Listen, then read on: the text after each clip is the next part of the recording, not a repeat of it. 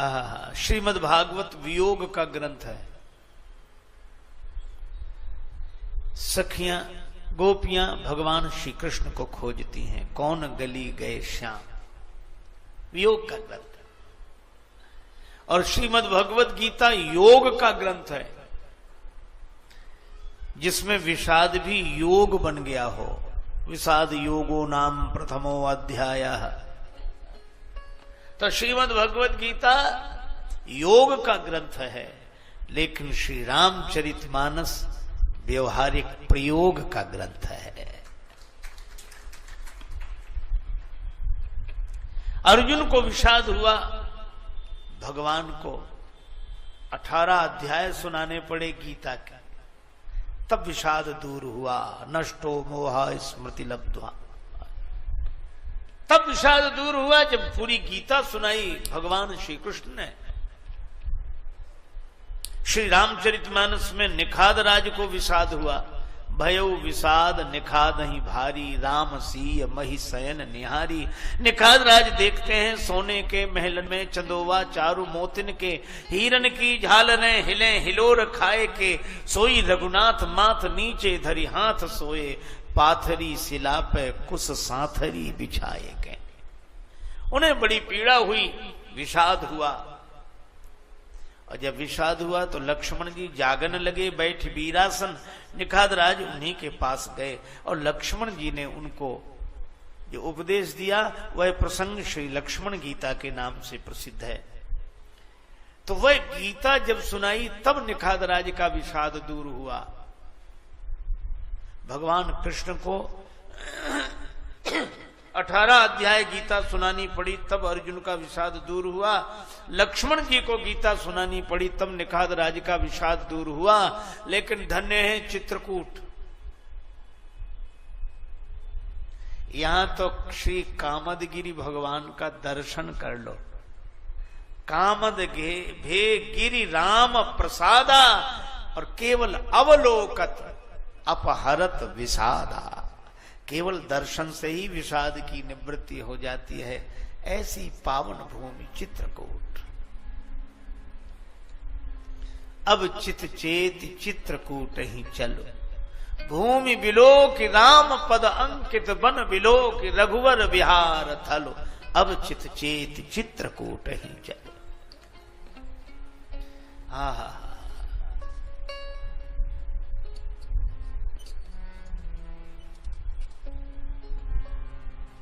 चित्रकूट का दर्शन। एक घटना बताऊं आपको।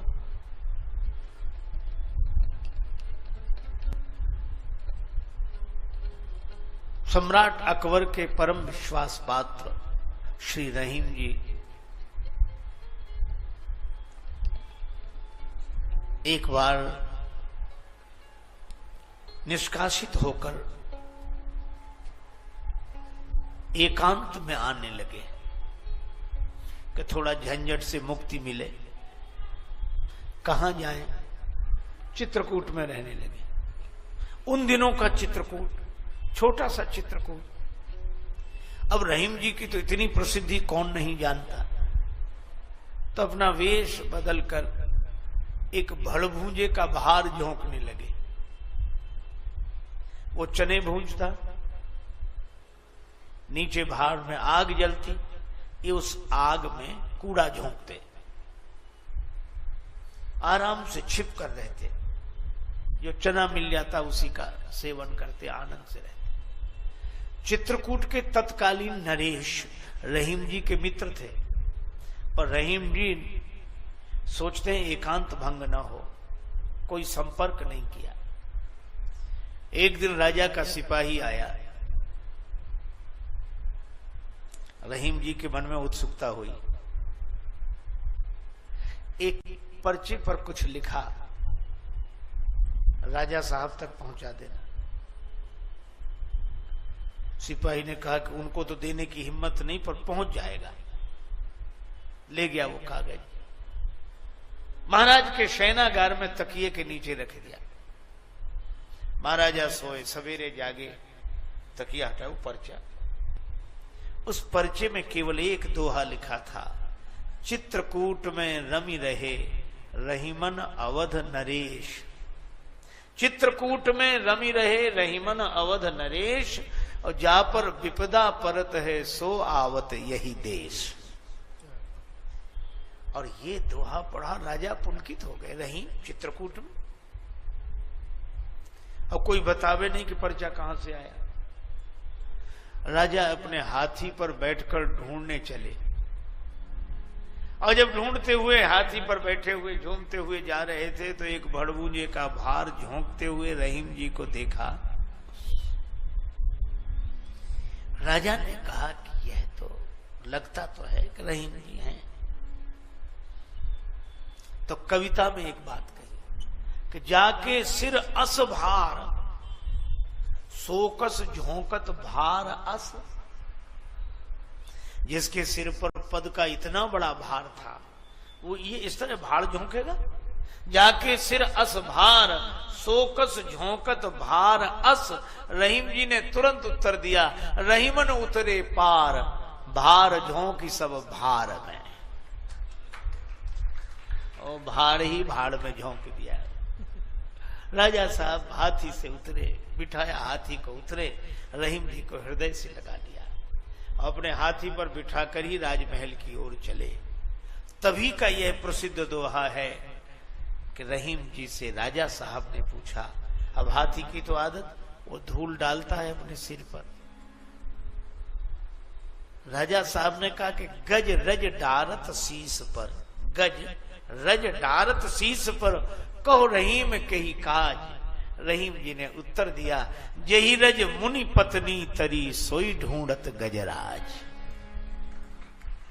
और ये रज तो चित्रकूट में मिलेगी। अयोध्या के राजकुमार हैं श्री राम जी, मिथिला के दुल्हा सरकार हैं, वहां तो निरावरण चरण विचरण नहीं, पर चित्रकूट की धरित्री पर राम लखन से बिनु पग पनहि, तो चरण धूलि तो यही मिलेगी। ऐसी है चित्रकूट की पावन धरा, जहां कोई अभिमान नहीं, किसी से कोई गिलानी नहीं, कोई द्वेष नहीं। और कोल भीलों ने राम जी से नाता जोड़ लिया। कैसे नाता जोड़ा? कंद मूल फल भरी भरी दोना, चले रंग जन लून सोना। कंद मूल फल भरी भरी दोना, चले रंग जन लून सोना।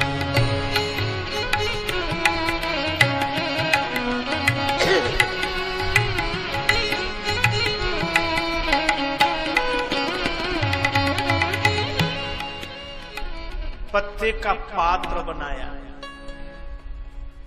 उसको बोलते हैं दोना। दोना शब्द बड़ा अच्छा है। पत्ते के पात्र का नाम तो है ही दोना, और मानो वे भगवान से भी कहते हैं कि अब हम आप दो ना, हम दो रहे ही नहीं। अब श्याम सुंदर अब तो हम आशिक तुम्हारे हो गए, श्याम सुंदर अब तो हम आशिक तुम्हारे बन गए, और तुम हमारे बन गए और हम तुम्हारे बन गए। जब ये दिल दुनिया का था दुश्मन हजारों बन गए, अब ये दिल तुमको दिया तो हर दिल के प्यारे बन गए। भगवान से बनाकर तुझको मौला खुद को बंदा कर लिया मैंने, और महंगा हो या सस्ता अब तो सौदा कर लिया मैंने। हम बन गए। अच्छा देखो, जगत भी बना है नहीं? अच्छा, इसका एक प्रमाण आपने देखा होगा, जब किसी का विवाह होता है तो दूल्हे को क्या बोलते हैं? बनना बोलते हैं, और दुल्हन को बोलते हैं बन्नी, बना, बनी। इसका अर्थ क्या है? वो दूल्हा है नहीं, बना है नहीं, बना है, और दुल्हन है नहीं, बनी है। और इस बना बनी के कारण तो ये दुनिया बनी है। तो एक महात्मा कहते थे कि जिसके हम हैं और जिसके हम बने हैं, जिसके बने हैं उनके बनकर रहें, उनसे बनाकर रहें, और जिसके हम हैं उसके हम होकर रहें, यही जीवन की सार्थकता है। तो जैसे हम भगवान के जगत के बनते हैं, जगत में बना बनते हैं, बनी बनते हैं, इसी तरह हम भगवान के बने। और भगवान के बनकर क्या कहें? स्वामिनी सियाजू हमारी फिक्र हमें काहे, स्वामिनी सियाजू हमारी फिक्र हमें काहे की, स्वामिनी सियाजू हमारी फिक्र हमें काहे की, स्वामिनी सियाजू हमारी फिक्र हमें काहे की। नैहर मिथिला राज विराजत, नैहर मिथिला राज विराजत, अवधपुरी ससुरारी फिक्र हमें काहे की, अवधपुरी ससुरारी फिक्र हमें काहे की। जिनके ससुर नृपति मणि दशरथ, जिनके ससुर नृपति मणि दशरथ, स्वामी श्री अवध बिहारी फिक्र हमें काहे की, स्वामी श्री अवध बिहारी फिक्र हमें काहे की।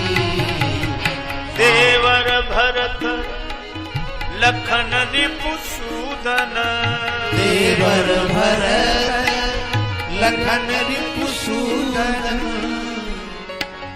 हनुमत चरण पुजारी फिक्र हमें काहे की, हनुमत चरण पुजारी फिक्र हमें काहे की। प्रेम लता कल युग का करी है, प्रेम लता कल युग का करी है, मेरी मैया जी करी है सम्हारी फिक्र हमें काहे की, मेरी मैया जी करी है समारी फिक्र हमें काहे की। स्वामिनी सियाजू हमारी फिक्र हमें काहे की, स्वामिनी सियाजू हमारी फिक्र हमें काहे की। श्री किशोरी जी जानकी जी हमारी स्वामिनी है, हमें काहे की चिंता? तो स्वामिनी जी से आपका रिश्ता कैसे? एक मिथिला रस रसिक भक्त गाते हैं, जनक किशोरी मोरी भेलथिन बहिनिया हे, मिथिला के नाते। श्री जानकी जी हमारी बहन है मिथिला के नाते, और श्री राम जी पहुनुआ भिलथिन मोर, हे मिथिला के नाते। राम जी पहुनुआ भिलथिन मोर, हे मिथिला के नाते।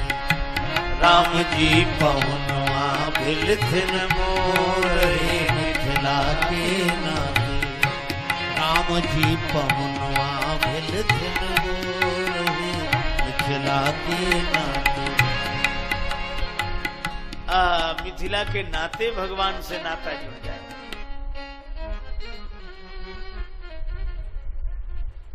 नहीं तो चित्रकूट,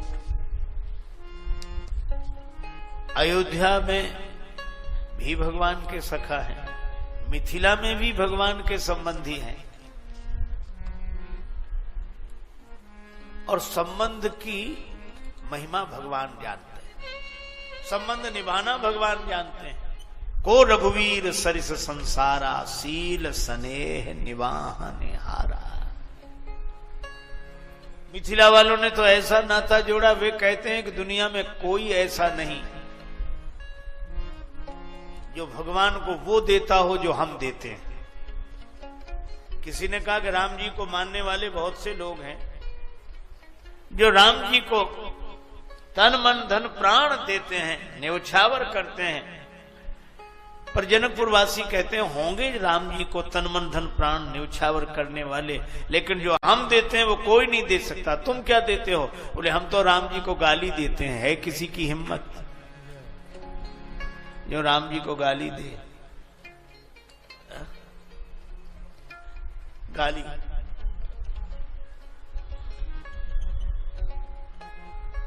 क्यों? राम जी हमारे पाहुन, हम उनके साले, तो गाली देने का हमें अधिकार। किसी ने कहा तुम्हें राम जी से और कोई नाता जोड़ने को नहीं मिला, सार हो गए तुम, राम जी के साले सार हो गए। वो हंसकर कहते हैं कि या पूरे संसार में राम नाम एक सार, और हमारी संसर को करे हम सारहू के सार। तो हम राम के ये नाता। रक्षाबंधन का पर्व, श्रावण का महीना, जनकपुर के समीप एक गांव में रहने वाली विधवा ब्राह्मणी का एकमात्र बेटा प्रयागदास। प्रयाग सबने राखी बांधी, बहनों ने अपने अपने भाइयों के हाथ में राखी बांधी। प्रयाग को किसी ने राखी नहीं बांधी। सभी होते हैं रिश्तेदार, जबकि जर पास होता है और बिगड़ जाता गरीबी में जो रिश्ता खास होता है। प्रयागदास रोते हुए आए, मां मुझे किसी ने राखी नहीं बांधी। मां ने आंखों में आंसू भरकर कहा कि बेटा तुम्हारे कोई बहन नहीं है, बहन होती तो तुम्हें राखी बांधती। मेरे कोई बहन नहीं है। अब नन्हा सा बालक, 9 वर्ष का बालक, वो कहे कि जब सबके हाथ पांव नाक कान है तो मेरे हाथ पांव नाक कान है, और जब सबके बहन है तो मेरे बहन क्यों नहीं है? मां कैसे समझाती? और बालक रोए। अंत में मां ने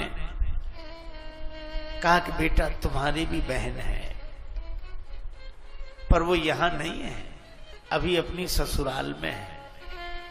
मेरी बहन का नाम क्या है?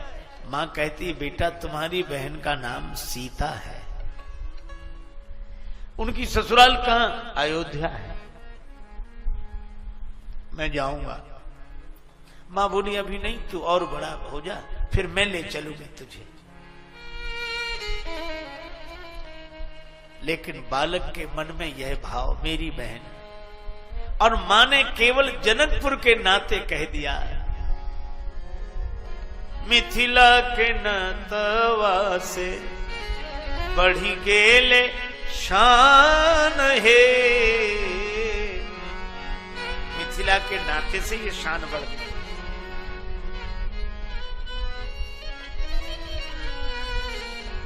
मिथिला जन्म भैले सुकृत महान है,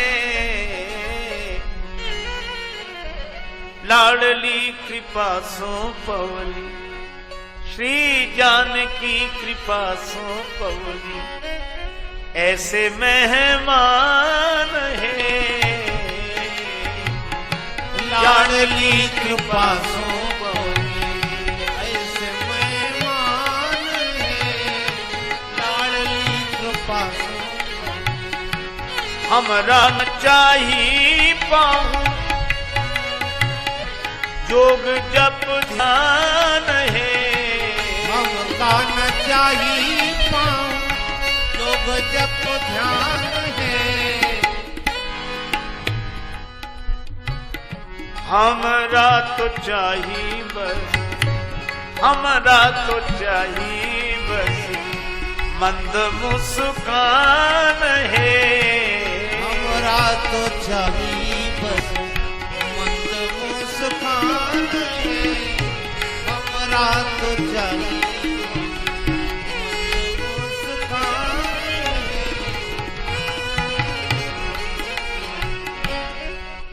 श्री जानकी जी की कृपा से ऐसे मेहमान मिले, और जानकी जी हमें मिली जनकपुर की कृपा से।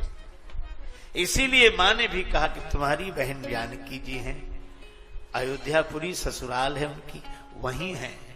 बालक कहे मैं तो जाऊंगा, माँ कहे कि बड़ा हो जा मैं ले चलूंगी। बालक मौन हो गया पर मन छटपटाता रहा। रात्रि को मां के साथ सोया, नींद नहीं आई, आंख बंद किए पड़ा रहा। आज सवेरे 4 बजे ही जग गया। थोड़ी नींद लगी फिर जाग जाए, नींद लगे फिर जाग जाए, सवेरे के 4 बज गए। उसको लगा कि मां ने सब पता बता ही दिया है, और अयोध्या तो वैसे ही प्रसिद्ध है, मैं पहुंच जाऊंगा, ज्यादा दूर थोड़ा ही है। बहन से राखी बंधवा के लौट आऊंगा शाम तक, लेकिन बहन को कुछ देना तो पड़ेगा। मां के पास केवल 2 धोतियां, एक वो धारण कर लेती, एक धोकर डाल देती, और कुछ नहीं था उसके पास। फटी हुई सिली हुई धोती धुली हुई रखी थी, प्रयागदास ने वह धोती ही उठा ली, बगल में दबा ली। बहन राखी बांधेगी उसे दूंगा, और पैदल पैदल चल पड़े। अब जनकपुर से कोई अयोध्या पैदल आवे तो महीनों का रास्ता है। थोड़ी दूर ही चले, थक गए, सोचा आराम कर लूं फिर चलूंगा। एक पेड़ के नीचे आंख बंद करके सो गए, धोती सिरहाने रख ली, नींद लग गई। जब भगवान का कोई बनता है तो भगवान उस नाते को निभाते हैं। भगवान बोले जे तो चले विनीत तू जगतज मेरी ओर, तू संसार छोड़कर जितना मेरी ओर चलता है, तेते पग मैं भी धरूं करूं कृपा की कोर, उतने चरण मैं भी रखता हूं।